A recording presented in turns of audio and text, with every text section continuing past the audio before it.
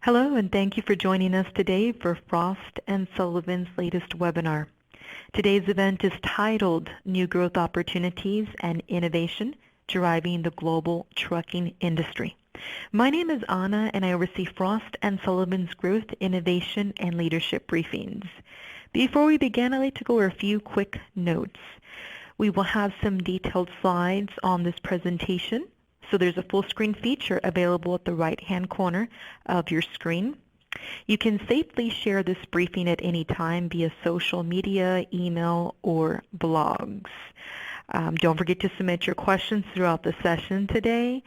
And today's discussion will also be available on demand shortly after we've finished.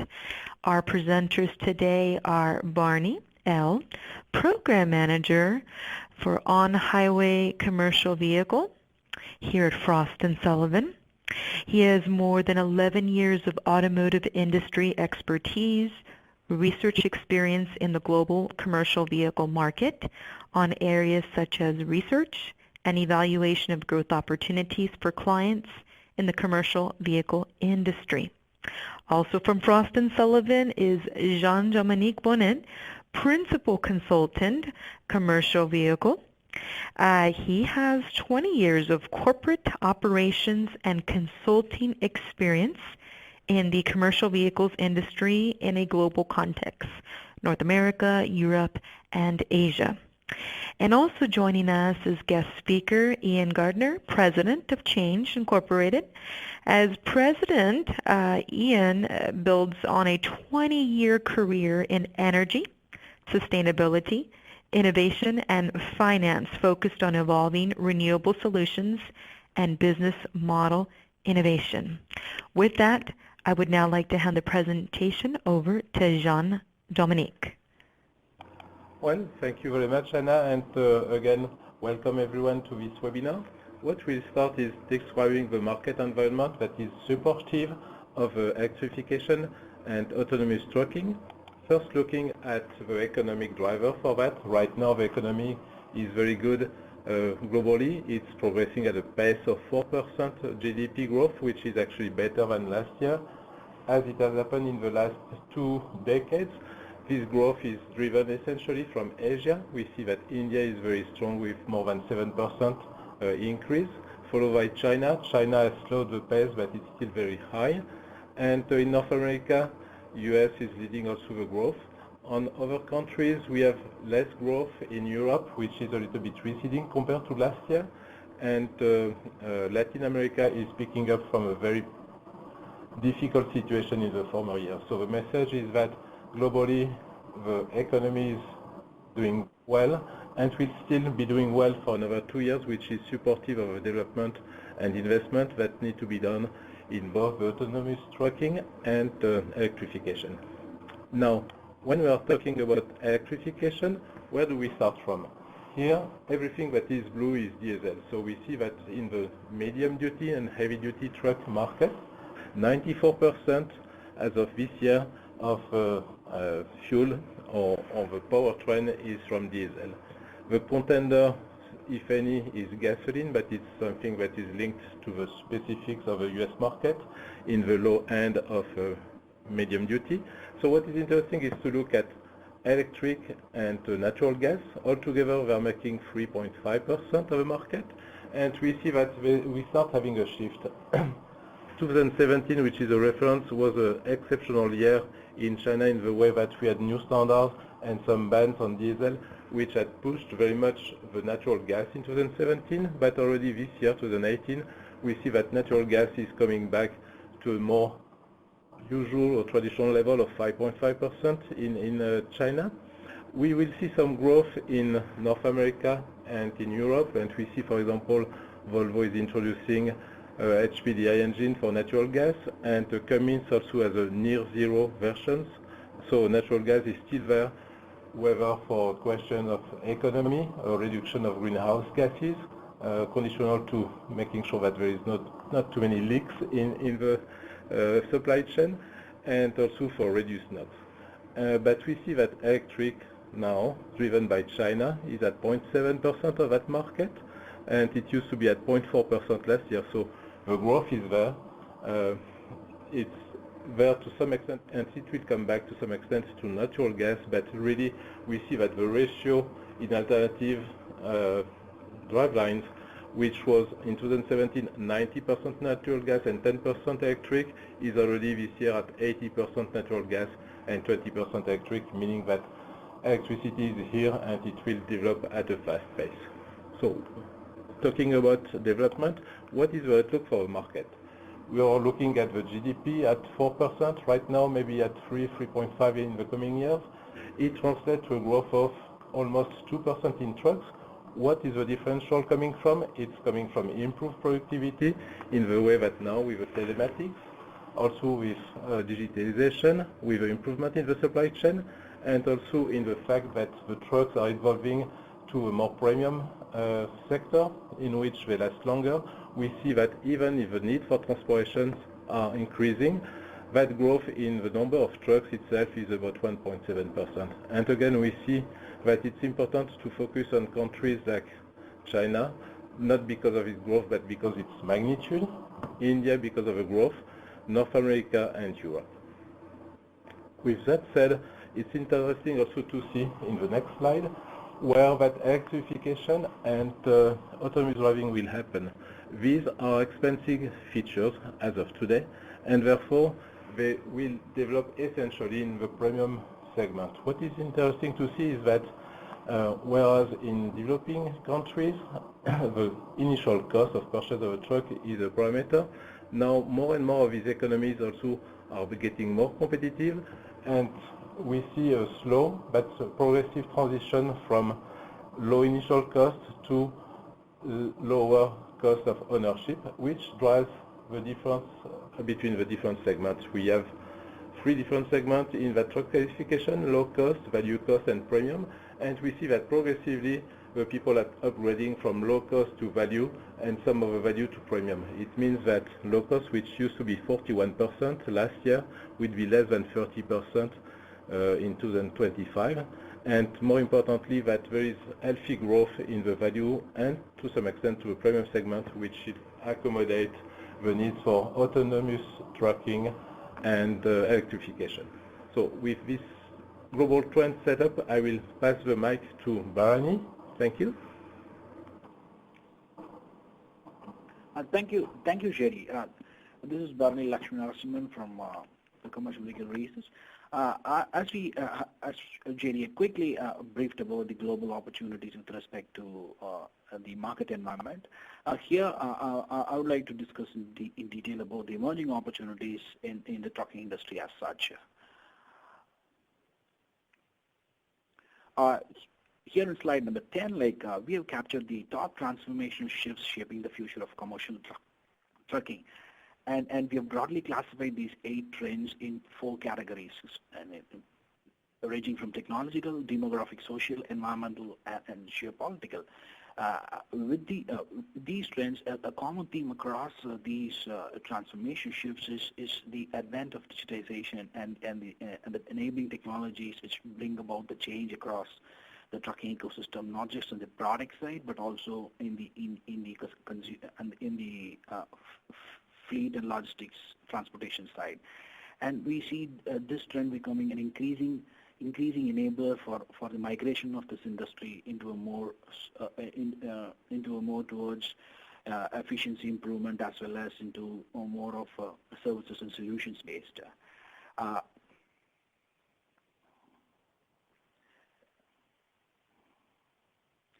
In the news lately, as we talk in the last week alone, we've had 3 important announcements from this in the CV industries, which translates into these transformation shifts.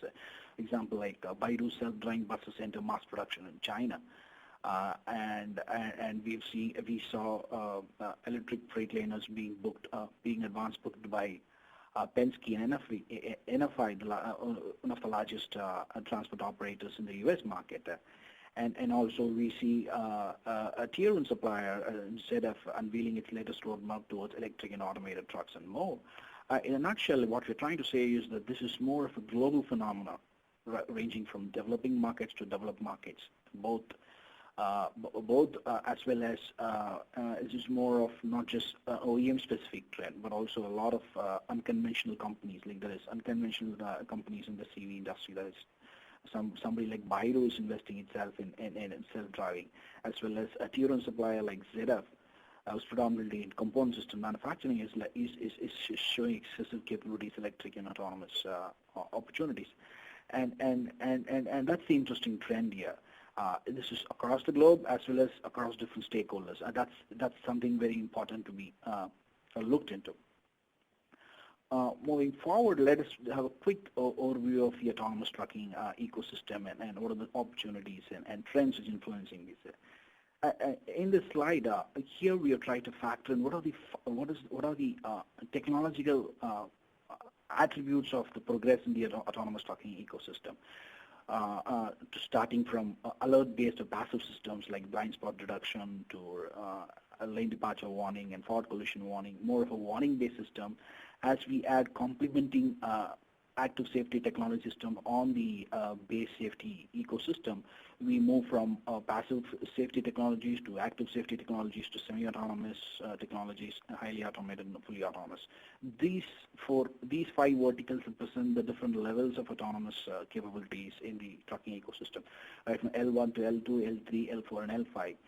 And L4 and L5, especially highly automated and fully autonomous, are the levels at which the industry is likely to move towards probably by end of next decade or early 2030s. This is the time frame at which the technology capabilities are likely to be followed. At the same time, market acceptance and business model capabilities evolve, where these technologies become more of a mainstream application rather than more of testing and CSR-related initiatives by large fleets alone.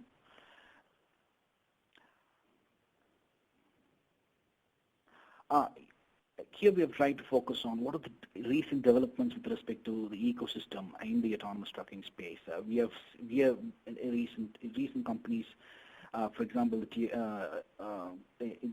OEMs, for example, like Daimler, Volvo, and Packard have exhibited level 3 and level 4 capabilities with respect to autonomous and also with respect to platooning. Apart from traditional truck manufacturers, we see a lot of tech companies, especially from Silicon Valley, from across Europe and as well as China, exhibit different levels of autonomous capabilities with respect to more of an aftermarket or afterfitment kind of example. Like Peloton is exhibiting platooning at a large level. At the same time, Embark is exhibiting a level 3 capability as well as TuSimple, and also Uber's Auto division is also working extensively on bringing up autonomous trucking ecosystem.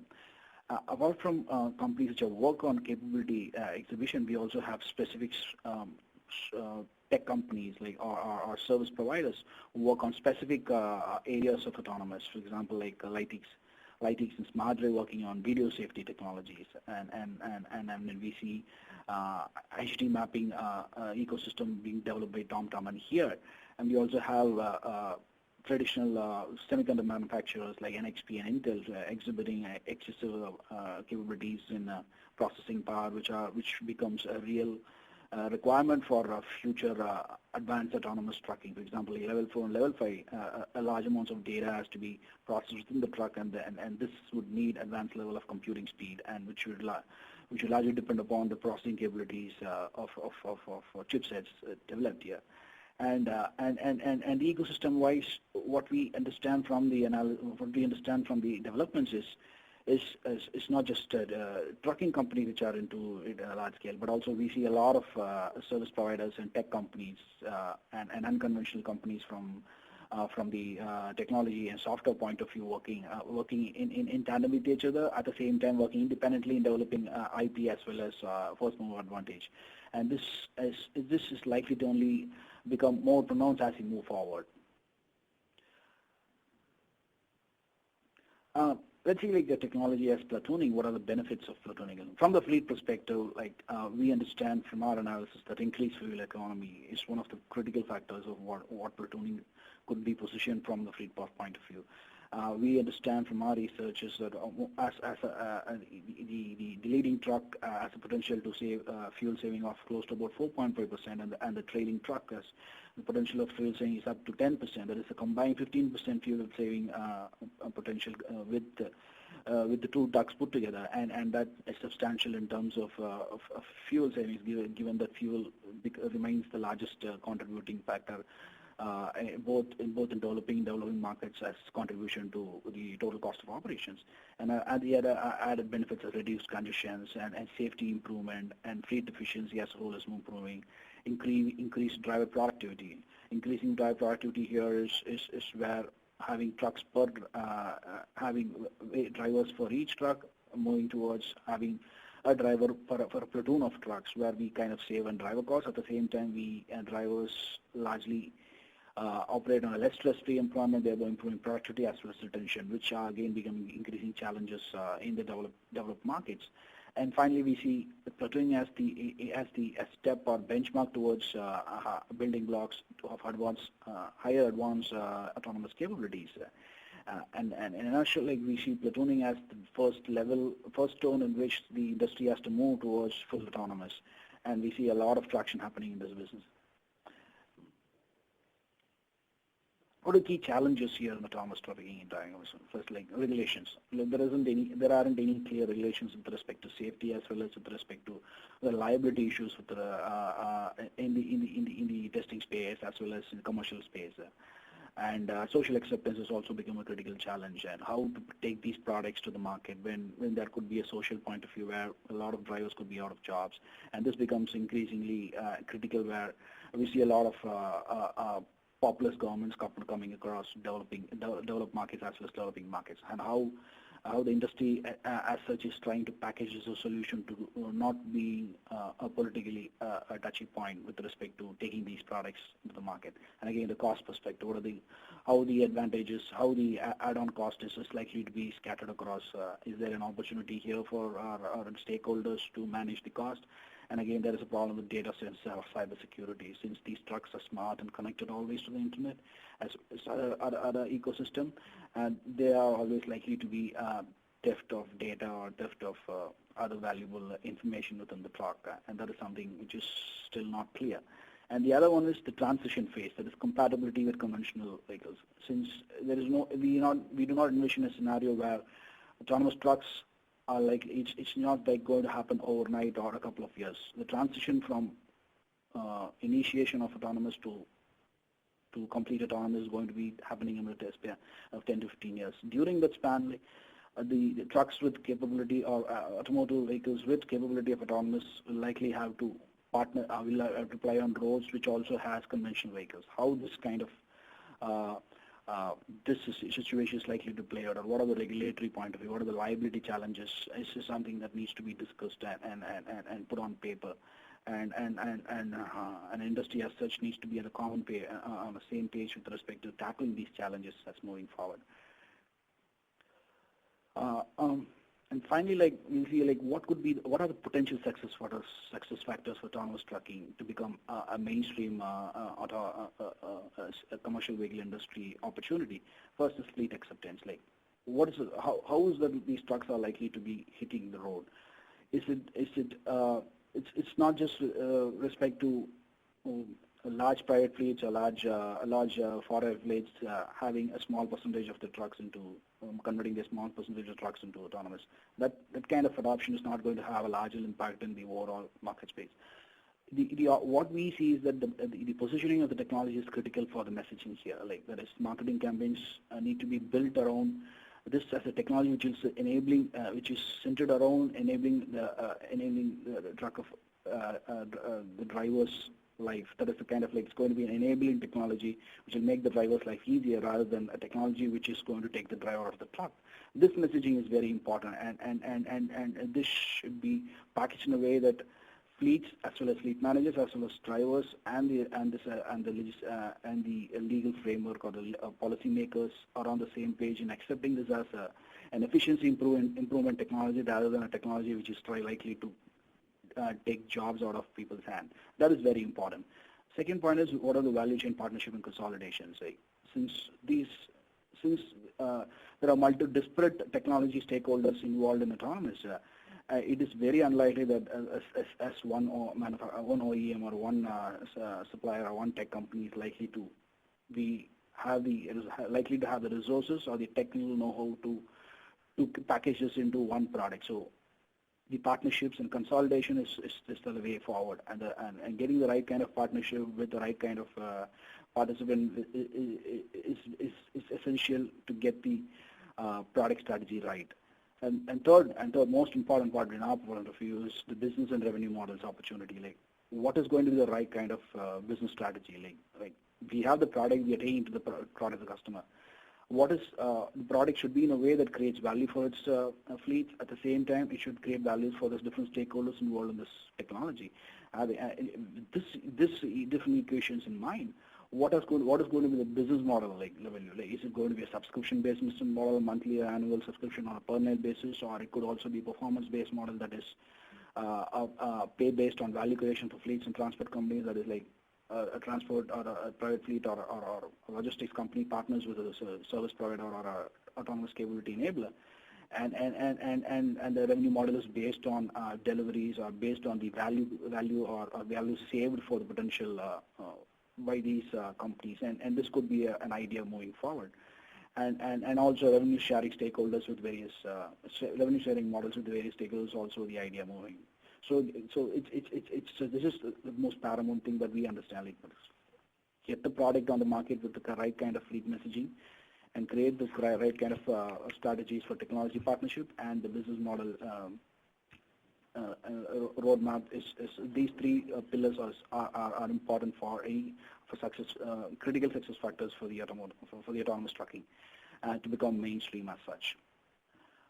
Moving forward, we'll quickly move into the electrification of commercial trucks. As we discussed about the autonomous trucking as a business case, we quickly look through the electrification of commercial trucks. We'll see what are the trends influencing the market, what are the different business opportunities, and how is the market evolving for the next 10 to 15 years. In this slide, we've seen the recent developments of electric trucking ecosystem developments. Here we have captured the announcements of product launches in future. At the same time, we also try to bring in any few launches in the recent past. For example, like we saw Daimler and Volvo showcase their different electric truck capabilities, and also we have non-traditional companies like Nikola coming out with their own product, and Tesla's recent showcasing of capabilities in November 2017 was a game changer with respect to long haul highway hauling for the global CV industry. At the same time, we had a e-can refusal launch in September of 2017, where the trucks were sold initially for Europe and North America, and where it's more of a subscription-based, rental-based model. And we see BYD and Kenworth showcasing different kinds of capabilities within the electric ecosystem. Our messaging here is very clear. Like, in the last 2 years, we have seen a whole host of activities with respect to capability exhibition or testing, and this is likely to continue for the next couple of years. And beginning from 2020, we'll expect a lot of commercial product launches from a lot of these OEMs mentioned here. At the same time, we also see several new incumbent players coming into the ecosystem, and this market is likely to heat up the next couple of years, and by 2025 and 2030, a large percentage of applications, for example, certain applications at least, we could see a scenario where a majority of the operating vehicles could be electric, especially for city urban delivery, short routes. As for certain applications, offer the better, higher opportunity for TCO as well as like uptake, and we see a lot of activity happening in those specific applications.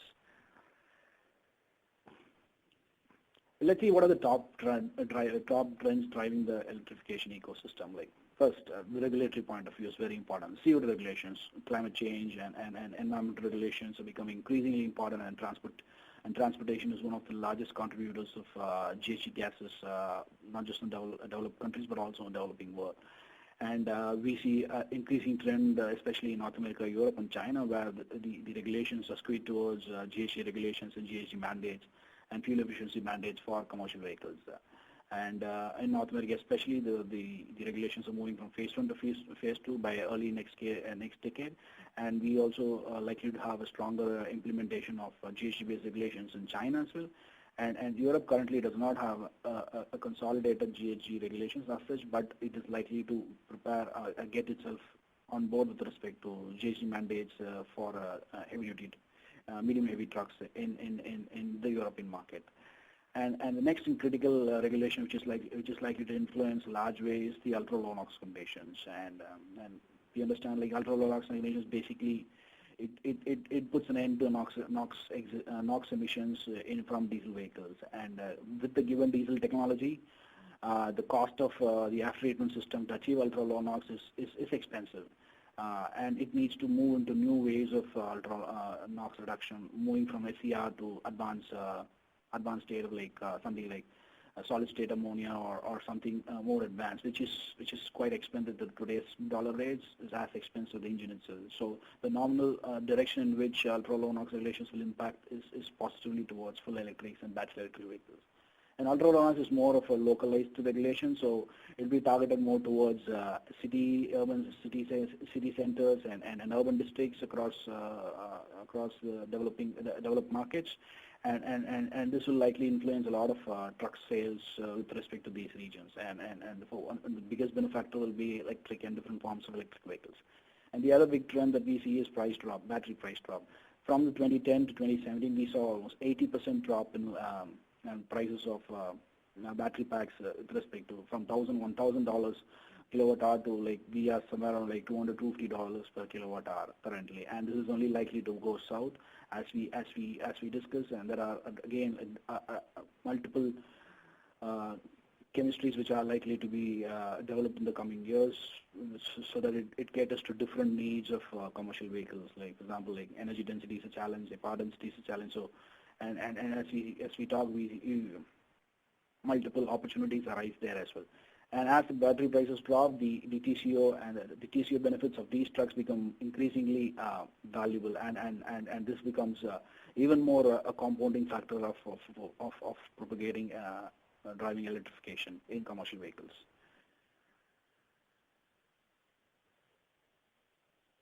Let's see. We saw about the critical trends. Let's see the challenges, modern day challenges for electrification.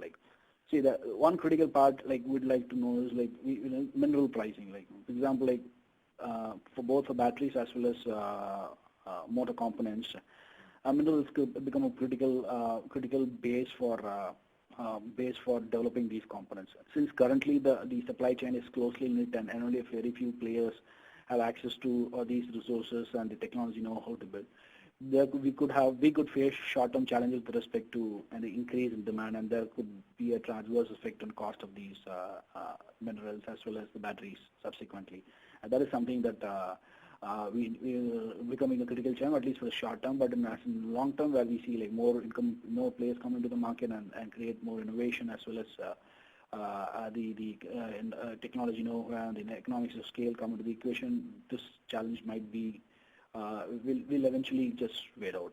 And the next is charging infrastructure. Charging infrastructure there are two ways to look into this charging. One is both the network as well as the technology requirement of charging a commercial vehicle.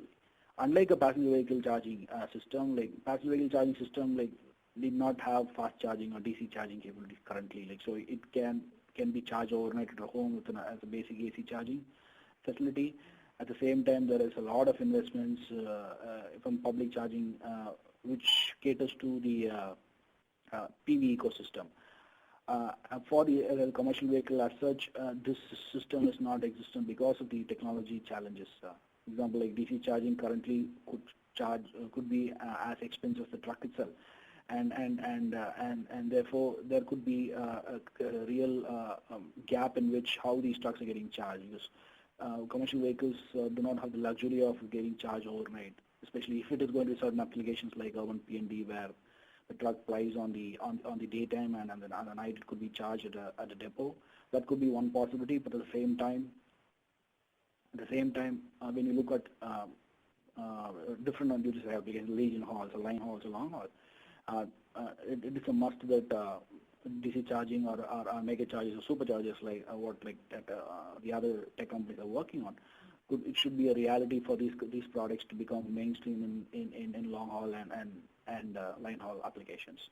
An ecosystem distortion, that is very important, like, because what we see is that even today, like, electrification is seen as some kind of a disruptive technology in a lot of markets, not just developing but also in developed markets. Since it sees as a disruption, there could be a lot of social and economical challenges how this market takes up, and because there could be political influences of this market not being as successful, because there are legacy companies, legacy stakeholders within the oil and gas space or the traditional automotive space who are unwilling or are resistant towards going aggressive in these technologies. And that could be an interesting short-term challenge that the industry will likely to be facing. And next is go-to-market. Like, since the cost perspective of these products are quite higher right now, like the incumbent players need to build will find a challenge to get fleets accept these products, since these products are new, at the same time are unknown in the operations, as well as a question mark about their durability and reliability. At the same time, what could be the revalue or the resale value of these trucks, etc. These are kind of challenges which will be a restrictive point of view when fleets potentially go in for these trucks. And this, in a broad nutshell, like, these are the 4 challenges that electrification are likely to be in commercial vehicles. So finally, let us see what are the opportunities. We discussed about the challenges. Let's see what are the opportunities right now. So we categorize the opportunities in 3 pillars. Like, one is value chain opportunities from the product development side. We understand from the commercial vehicle applications, there is no one-fit battery chemistry which is going to suit all applications. So today it is NMC, and there is work on LT, NMC, and LTO right now. But in future, we would be eventually moving into advanced battery systems so that the energy density and power density needs are fulfilled for varied applications. For example, like, that could be there are lithium sulfur technologies being worked on. There is then lithium air, and eventually we'll see a lot of solid state batteries. And this is the progression which is happening on the battery space, and there is enormous opportunity for IP development as well as for production and distribution opportunities with respect to the product development capabilities. And the other one is charging infrastructure. As we already discussed in the earlier slide, the challenges for QCV charging is enormous, and so the opportunity as well. And the IP for DC technology is still very much with very few people. We can also look into mega chargers or superchargers where electric truck can be charged as fast as how we fill up a diesel tanker. And these are the opportunities as we move forward, like from the 5 to 10 years down the line. This could be interesting decision making or value enablers for several new stakeholders. And we see since public infrastructure is not much of a current priority for CVs, since most of their priorities lie in the passenger vehicle industry. The investments in CV is expected to be driven from private enterprises. Either it could be like utility companies or even oil and gas companies coming into the system, but also like IP development with technology companies. And finally, like leasing and rental as an optimum go-to-market strategy for OEMs in the short term. Since the cost of these batteries are expensive, packaging this and making these customers believe that these trucks are valuable, OEMs and a lot of different stakeholders will eventually go through the leasing or the rental route to get these trucks on the road and get some miles on behind the wheels and try to understand the real working conditions and etc. This will eventually throw up opportunities for leasing and rental for incumbent players. And this is a classic case where we see Daimler with its e-Canter launch in Europe and North America. It was more of a rental-based system where the truck was charged based on a fixed monthly rental of €1,000, which is a 20% premium on what a diesel truck is leased in Europe. And this kind of value, this kind of TCO benefits if the fleet is able to exhibit, and this increases the confidence in these fleets, and so that in future, as the battery prices go south, we will be able to package these things together. Okay. We discussed about the total market environment, and then we had a brief discussion about the business opportunities in autonomous and in electric. Let's quickly summarize our today's developments point of view from Frost & Sullivan's perspective. Why electric and autonomous? Like, that's a good question. Why should we? What is the need for the industry to move towards electric and autonomous? Let's say that. Let's say we discussed about the digitalization opportunities. Digitalization as a technology which is just coming across the CV industry, the application point of view. With the digitalization, we see year by year we see improving trucking efficiency. That is like reduction in empty miles. Overall efficiency is improved, and capacity utilization of the existing trucks on the road is increasing. And this, since the existing assets. Already, commercial vehicles are one of the highest utilized asset classes, irrespective of all the technological development and digitization. But with the help of digitization, these asset classes are likely to be utilized more. And as these things happen, this translates into decoupling of new truck sales and GDP growth or economic activity. Since a lot of new truck sales will be the fleet activity. Fleet improvement activity will likely to be factored into improving efficiency. There could be a disconnect between new truck sales. And so what we understand is that, like, with the given development in the efficiency improvement of the logistics industry, we see an opportunity where we see a trend where truck sales are likely to go down for the given fleet activity, not just in developed world, but also in developing world.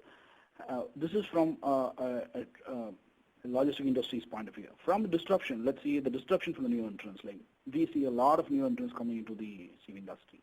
For example, like tech companies like Tesla and Peloton Auto come from different point of view. Their capabilities are wide and varied, and their potential to invest large capital is bottomless. At the same time, their capabilities are centered on building algorithms, AI, and deep learning.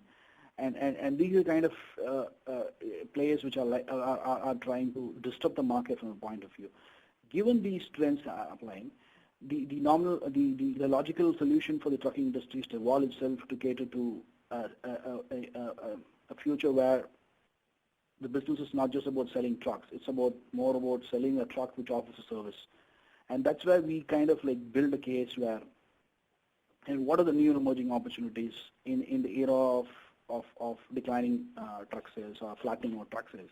That's when we identify, like, there are different trends coming up. Like, for example, connected trucks could be an opportunity. Trucking apps, supply chain orchestration, e-retailing, etc. Like last mile connectivity, mobile fleet brokerage.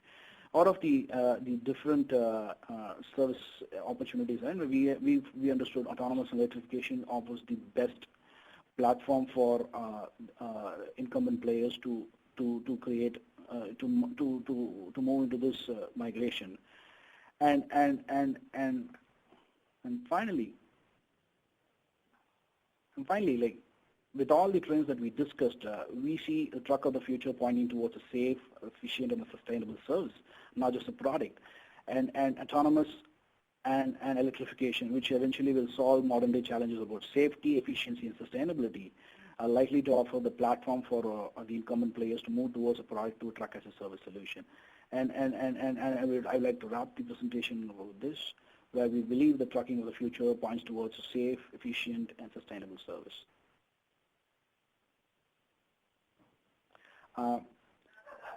Yes, Anna, like, we can move into Ian's presentation. Thanks, Bharani.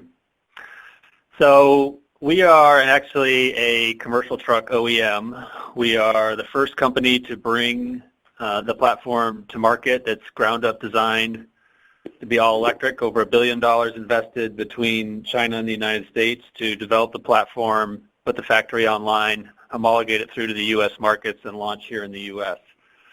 So we bring a very boots in the dirt perspective from operating in the market for the last 3 years.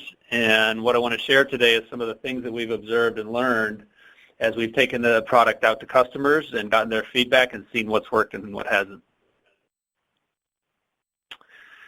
Bharani had pointed out some of the macro trends. What we're seeing on a more granular basis is 4 key elements that are really driving this adoption of electric technologies, particularly in the commercial segment. So we do not play in heavy duty. We're not Class 8. We're Class 2 through 7. So this is solely focused on commercial urban environments. And a big trend driving growth in those markets is simply the macro trend of urbanization. More people are moving to cities. They're ordering more packages online from Amazon and other providers, and those packages need a way to get to the customers, and that's driving the growth of package delivery companies utilizing electric technology, which has a number of benefits. In Europe in particular, the move towards low-emission cities is driving a lot of momentum in the space, as Berlin and Spain and London and Amsterdam and other cities eliminate the access to the city centers for diesel and ICE engines, then companies increasingly are looking for electric solutions, which historically have not been available. So this is really driving a push towards finding new platforms that can move through the city centers that have low cost, low emissions, and the flexibility to match with the duty cycle. To a lesser degree is the autonomous movement. This is really gaining rapid traction in the Class 8 and the passenger car space. And in the commercial space, because you have a driver entering and exiting the truck on a regular basis to move product, we do see it coming. It'll first be tested behind the fence at isolated depots before it moves into an application in the community. But by and large, we think this will be a fast adopter market. We don't see innovating technology in the autonomous space as a key competitive advantage for players here because of the complexity and also because of the demand that we think will be latent compared to some of the other classes. And then the fourth major trend driving it for our customer base, at least, is their corporate sustainability commitments. As these large global customers have committed to reducing greenhouse gas emissions over time and making their fleets more friendly and more sustainable, they have not had historically an option of an OEM solution that was serial produced that was able to scale. And so really what they've been looking for is not to be able to buy 10 or 20 or 30 or 50 or 100 trucks a year, but to buy 3,000 or 5,000 trucks a year. And the unique capability that Change brings to the market ahead of the other OEMs is a 2 to 3 year head start with that serial production vehicle that the fleets can actually scale with. But the timing is driven almost completely by battery costs. The level of complexity of an electric vehicle is an order of magnitude less than an ICE vehicle when you take a look at the total parts count. And the bulk of the cost of goods sold is driven by the battery pack. And so if you look at the chart on the right, what we've taken is we've taken actual customer data for total cost of ownership of a diesel vehicle for a typical 10-truck fleet, and we've compared it to the cost of a Change truck. And you can see there's some overlap in the intervening years in the middle there where the cost of diesel was coming down significantly along with the cost of batteries, but as the environmental regulations start to kick in and the cost of batteries start to decrease even more, you see the delta between the two start to shift. And so this 2017, 2018, 2019 time period is really where those lines cross and then start to diverge as the battery cost has started to decrease.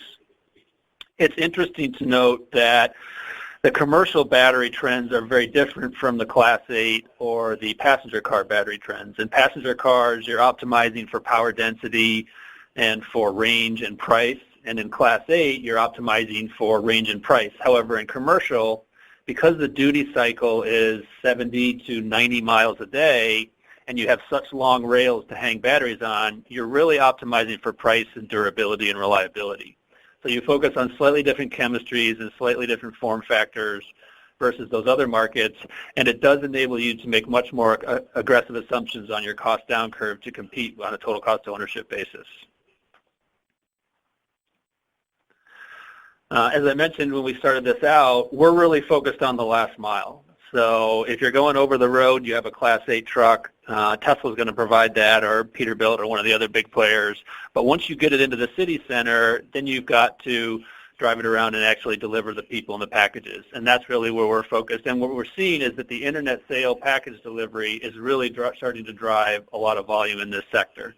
in particular Amazon's efforts to build their own fleets, which I expect there'll be more announcements around that in the coming months.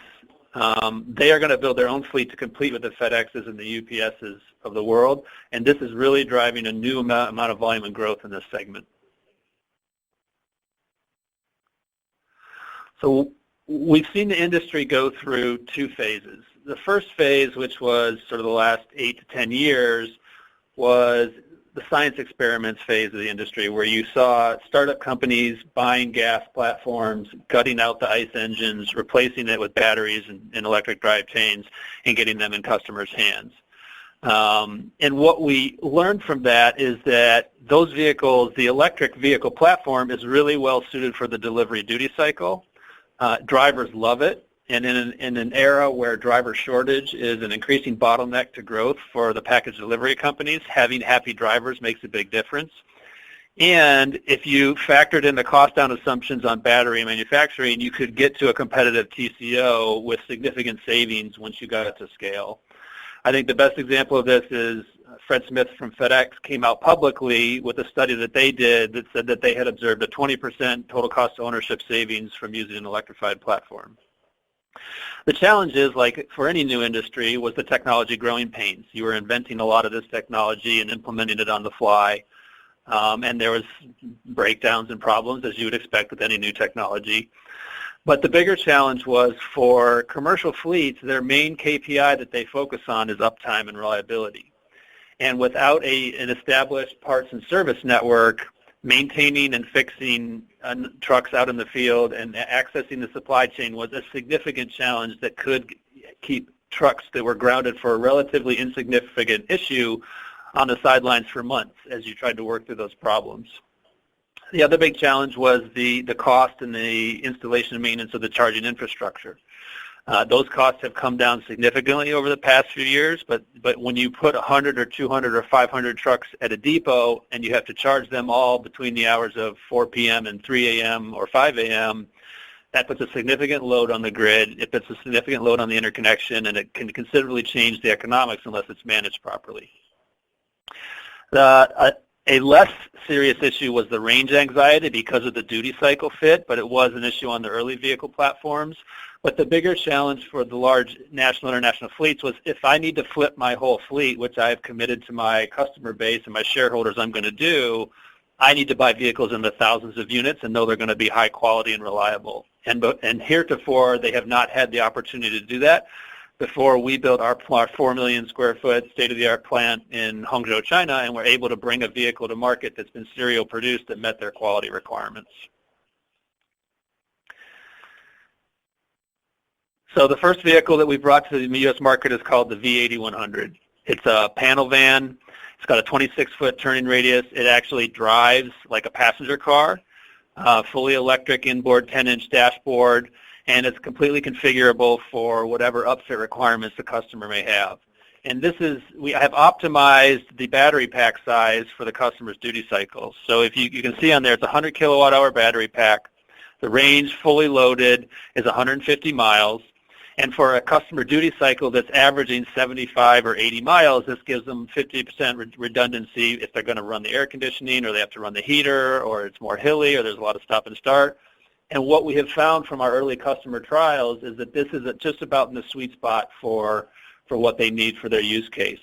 We will be able to present more battery, more range, more energy for the same cost over time, but as a market entry point, based on the feedback that we've seen and the analysis of the market, this is the sweet spot for getting things going. This is what we've launched with. And you'll see additional platforms launching next year from us, including a 6-meter version for the wheelbase. This is an 8-meter that'll be targeted towards Europe. You see a cab chassis, and then you'll see a shuttle product come to market as well, all built on a common architecture but configured for different applications. And mostly for our customers' state of mind, we're already in serial production. So we started delivering vans in the third quarter last year. The factory can do 100,000 units a year annually. We've contracted for a significant portion of that. And most importantly, the factory is filled with German and Japanese state-of-the-art robotics so that when we bring large customers and we have them walk the line, they get a high degree of comfort in the level of quality and repeatability that's going to come, which gives them the confidence to be able to feel like they can begin the process of flipping their whole fleets.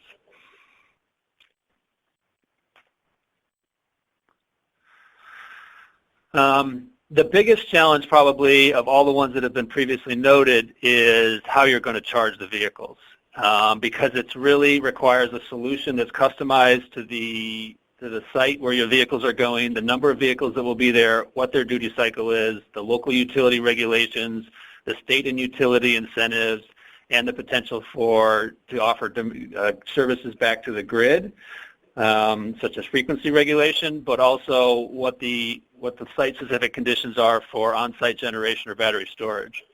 And so to facilitate the deployment of the vehicles, we have created a turnkey package that also provides charging infrastructure, energy management, and behind-the-meter generation and storage for customers on an as-needed basis. It's sort of a Chinese menu of different options that you pick and choose from based on the specific site configuration.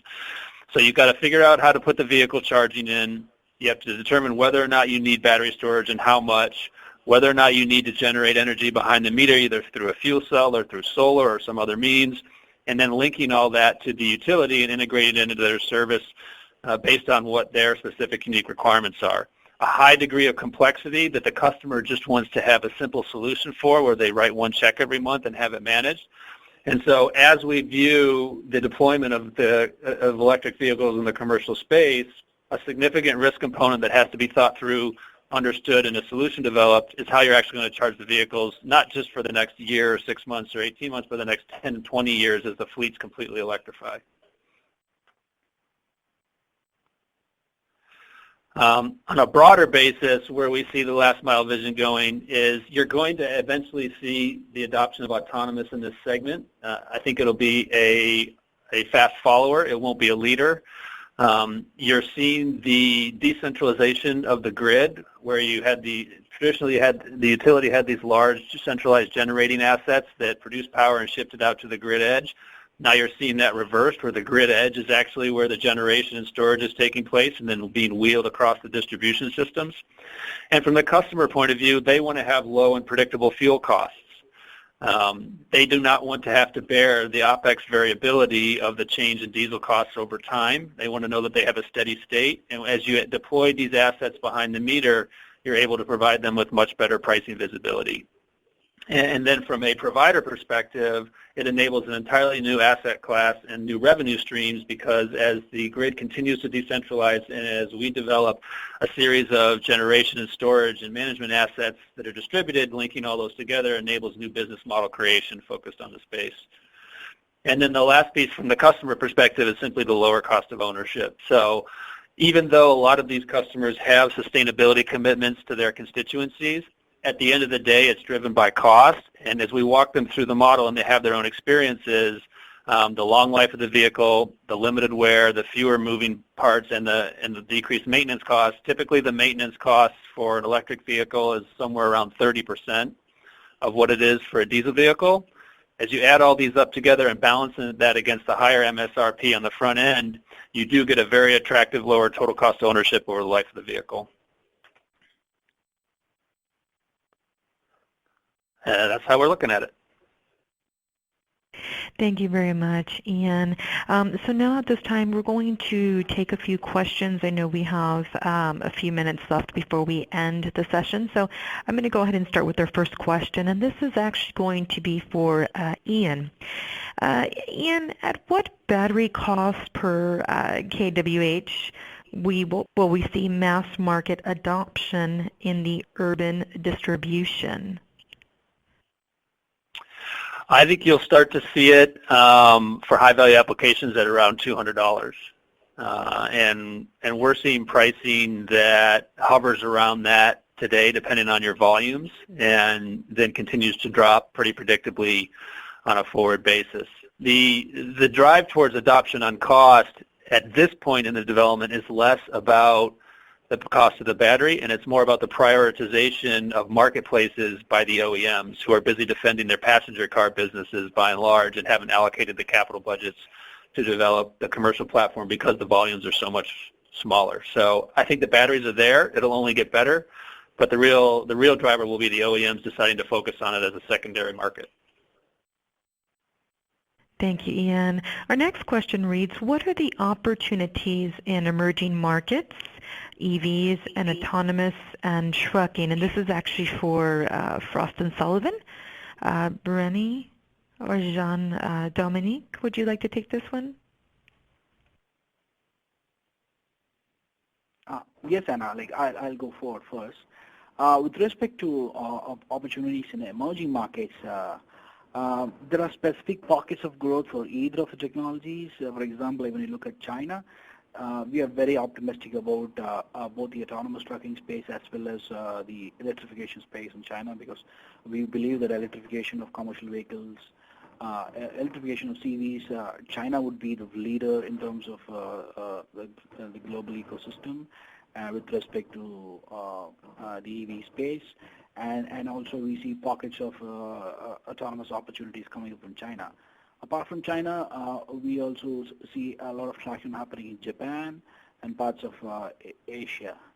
And in a country like, and in the other big market in the developing region, for example, like some market like India, what we understand from our research is that the scope for autonomous probably the next 10 to 15 years is not that much compared with other markets. However, we see a lot of opportunities of electrification in the Indian market as well. Like for example, like last mile connectivity, a product like Changey, what Ian had discussed has a huge uptake, and we also see a lot of incumbent stakeholders in developing markets also working on such product strategies. This is pretty much what we understand in terms of opportunities from the emerging markets. One more point I would like to add is, like, since the ecosystem is largely going to be interconnected, different stakeholders have business capabilities as well as market reach across the world. The compounding of cost perspective, for example, like battery cost reduction, will not just be a developed market trend. It will also have a lot of implications where access to these technologies become more affordable even for developing markets. Thereby, developing market OEMs can also factor in these technology OEMs when they partner with companies with capabilities of developing these products. So, and we see a holistic development with respect to EVs on a global level. However, autonomous technology, we believe will be largely a developed market a trend. A single aberration might be China, where the need for autonomous is also like on the higher side. Yes, Anna? Thank you, Bernie. Okay, so we have time for one more question. We have just 2 minutes left. This is for Ian. Ian, how often do you need to change the battery pack in the change van? That's a great question, one that we get asked by the customers quite a bit. We buy our battery packs from a supplier in Asia, one of the top couple ones in the world that does a lot of volume, and they guarantee our pack for 3,000 cycles, fully charged to fully discharged.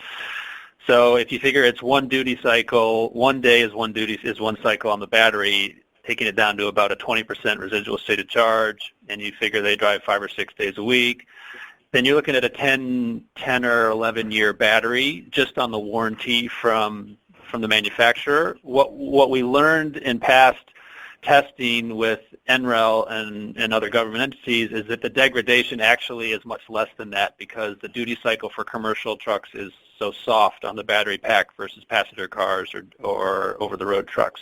So we're thinking it's 10 years at a minimum, and probably north of 15, depending on how it's driven and what geography.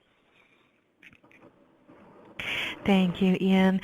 So this concludes today's presentation. I see that we still have some additional questions, and the team will get back offline. Once again, we'd like to thank Ian for joining us today, Ian Gardner, President from Change Incorporated. And we hope you found today's webinar informative. If there's any additional questions or feedback, feel free to contact Barney. His contact details are provided on your screen at this time. Thank you and enjoy the rest of your day.